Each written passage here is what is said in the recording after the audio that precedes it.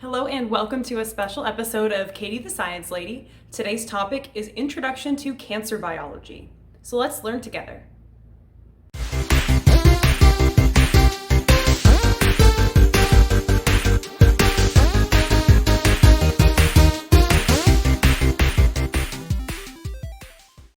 Okay, so today, like I said, is a special episode.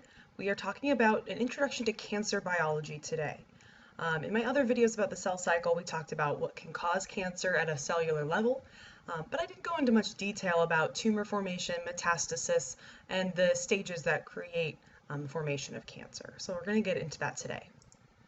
So first off, what is cancer? This is a recap of another video. It is uncontrollable cell growth in a part of the body. Now, it's easy to think of cancer as just being over the entire body all the time. It starts in a very specific place, and this is why we give different cancers different names. They're known for where they start. And then from there, if they metastasize, which I'll explain in a bit, then it can become more of an entire body kind of disease. Cancer can be referred to as a tumor, and there are two different kinds. There are benign tumors and there are malignant tumors. Now, the benign tumors technically aren't cancer, but you'll hear that if somebody says, oh, I have a tumor, but it's benign. That's usually a good thing. So we'll explain the difference between those as well in a moment. Up here, this is an example of a cancer cell under an electron microscope. Usually our cancer cells are going to be different in shape and structure than a normal cell. They may be bigger, they may have lots more chromosomes. Sometimes they have double the chromosomes or, even triple the chromosomes. But they've got issues, and that's usually pretty visible when we look at them. Some terminology to go over before we start today. Oncology is the branch of science dealing with tumors. So you may see somebody referred to an oncologist, and that is somebody that specializes in cancer and in tumors specifically. Benign, like we said, is non-cancerous. It will not invade the neighboring tissue. So if you have a benign tumor, it will not metastasize. If a tumor is malignant, that is a cancerous tumor. It is one that can invade your neighboring tissues. It can metastasize and take over other parts of the body. Metastasis is the spreading of cancer from the primary site to distant organs. And sometimes they're very, very distant. Sometimes they may be close in proximity, but you can have ovarian cancer developing in the liver. You can have lung cancer that develops in the brain. You can have prostate cancer that attacks the spinal cord. It can be varied.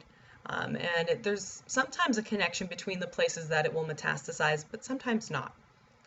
Benign tumors, you can see here, they're pretty contained inside the normal epidermis or other cells that are undergoing that cancerous process. But benign means that it's contained. It's not going to become an issue. It's not going to take over your neighboring tissue. It typically doesn't get its own blood supply. Benign tumors can be a problem if they start to press on blood supplies or organs. So sometimes benign tumors need to be removed because they get too large and start just pressing on different parts of the body that they shouldn't be. On the other hand, malignant tumors, you can see this, they're kind of shapeless. Those cells are very strange in shape and size. They usually start to get their own blood supply. So down here, if you have an artery, it may start to feed that tumor. And that would be a problem because if those cells break off and join the blood supply, then they can be metastasized to other far distant parts of the body. So the causes of cancer, I feel like every day you hear chocolate causes cancer, or swimming causes cancer, or X, Y, or Z causes cancer. We see these results in scientific journals everywhere. It doesn't necessarily mean that because you eat chocolate, you're going to get cancer. Essentially, an accumulation of negative mutations in our genome is what causes cancer. It's typically not just one mutation. It would require multiple mutations that build up and cause these cells to run that cell cycle and keep dividing uncontrollably. Some of the methods of this accumulation can be environmental, so we can have UV damage. Diet can play a huge role in some of these accumulations of mutations. Chemical is another big one. Smoking is a huge, huge method of accumulation. That is not something that is just, there was one study that said smoking causes cancer. There are probably thousands at this point. Different carcinogens can cause cancer. Coal dust, usually smoke, and inhalants are one of the biggest chemical factors causing cancer. And the last thing, we've got genetic accumulations. So TP53 is a gene that suppresses tumors. And a lot of times there may be mutations in this gene that cause it to be inactive or not work as well. So if your body's not suppressing tumors, they may pop up, and that can be a cause for cancer. Again, one of the biggest diet methods for getting negative mutations would be a diet high in red meat and low in fiber. So you want to make sure that your body is cleaning itself out, and without fiber, it's not going to be doing that as well. And then high in red meat would cause it to kind of stay in your body and stick to your intestines. There are different cancer types, and I'm not talking about breast cancer or liver cancer or lung cancer. We give them specific names. The first is called a carcinoma, and that happens in your epithelial tissues. So these are the ones that are probably the ones you hear most commonly. Things in organs or glands.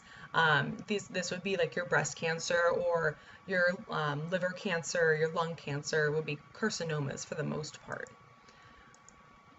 A second type of cancer is called a sarcoma, and that happens in the connective tissue. This is not a very common type of cancer. It's usually less than 10% of cancer types. Our last two are leukemia, which are in blood cancers, so that's cancer of the bone marrow, so it affects the blood, and lymphoma, which is a cancer of the lymphatic system. Up here we've got a picture of a squamous cell carcinoma, so again, of the epithelial tissues. Squamous refers to the type of epithelial tissue cells. So we can see here in this middle section, we've got some really oddly shaped cells. You can see some really large nucleuses or nuclei, and they may have extra chromosomes in them as well. When a tumor forms, there are a couple different phases. The first, we start with a normal cell, which mutates. And again, this is multiple mutations picked up over time. Over time, those replication of the mutated cells can cause hyperplasia, which is increased replication of cells, and some of them are atypical. Not all of these cells are going to be atypical. Some may be normal, but you're just going to have the increased number of these atypical cells or not normal cells. Over time, you'll have dysplasia. During hyperplasia, your cells are pretty organized still. They still kind of follow the right strands and patterns, but once dysplasia occurs, those cells are not organized anymore. That's when we start to see that tumor formation, really.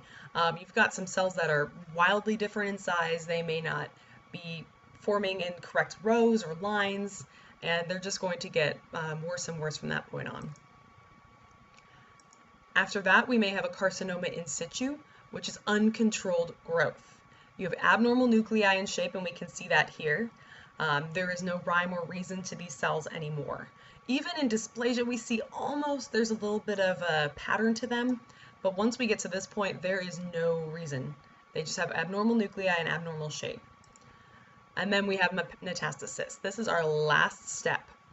When you have a cancer that is invasive like this, here is our blood supply at the bottom of the screen. Once your blood supply starts feeding that tumor, it can metastasize to other parts of the body because those cells can break off into the bloodstream and travel to other areas. A cancerous cell can survive on its own and, for lack of a better term right now, implant into another area of the body. And then it can continue growing and dividing and cause another tumor in another part of the body. Most cancer treatments try to treat before it gets to this point. Once it gets to this point, it's much more difficult to treat. It's not impossible to treat, but it is much more difficult once it becomes a metastatic cancer. Cancer prevention is really important. Again, you've probably heard this from your mom. Don't go out in the sun without sunscreen. Make sure you're eating your fruits and vegetables. They've heard all of these things that help prevent cancer, and for the most part, your mom's right. The top risk factors for cancer that have been accumulated over many types of cancer and many, many years are smoking. Smoking is one of the biggest factors that causes cancer. That is just straight up, flat out the truth. The carcinogens in anything inhaled are going to affect your lungs. Anything you inhale goes really quickly into your bloodstream and affects those cells a lot. So even if it's not cigarettes, anything you inhale can affect your body and can help cause cancer. Obesity is another big factor. When you're overweight and your body is working overtime to provide those tissues with what they need, your body may be kind of lacking other things. So it's really important to make sure that your diet is good and that you're exercising appropriately so that you can stay in an appropriate condition so cancer isn't forming in your body. Diet is important. Low in fiber, high in red meat is a huge risk factor. This is a lot of what people call the American diet. Less fruits and vegetables, more processed products. So if you don't want cancer, make sure that you're eating more fruits and vegetables. It's not 100%. If I eat nothing but fruits and vegetables, it doesn't mean I'm not going to get cancer. It just means that I'm taking care of my body and making sure that I'm doing what I can. The last one, alcohol abuse.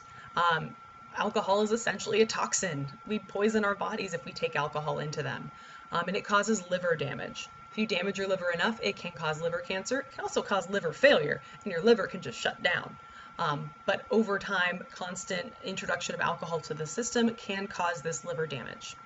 If you need any other information or want some other good sources, please go to cancer.gov, or in your country, I'm sure you have an appropriate response or resource, but cancer.gov is for the United States. I hope you had an interesting time today. Thank you for watching. Please visit cancer.gov for more resources regarding cancer and its effects on the body. I hope you had fun, I hope you learned something, and I'll see you later.